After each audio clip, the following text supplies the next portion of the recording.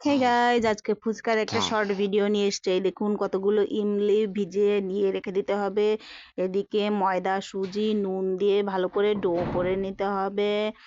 আর যে ইমলিগুলো ভিজিয়ে রাখা হয়েছিল, তেঁতুলগুলো, ওগুলো গ্রাইন্ড করে পেস্ট করে নিতে হবে।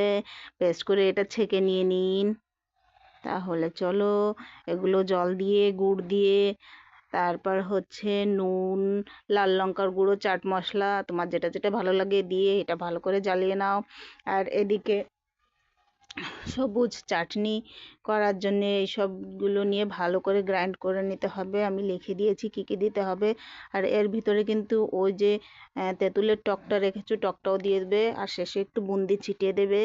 বাকি যে ডোটা করে রেখেছো সেটা নিয়ে একটু তেল দিয়ে বেলে বেলে তেলে ফ্রাই করে নিতে হবে। ফ্রাই করে নাও। এই হয়ে গেল তোমার। তুমি চাইলে আলু ব্যবহার করতে পারো।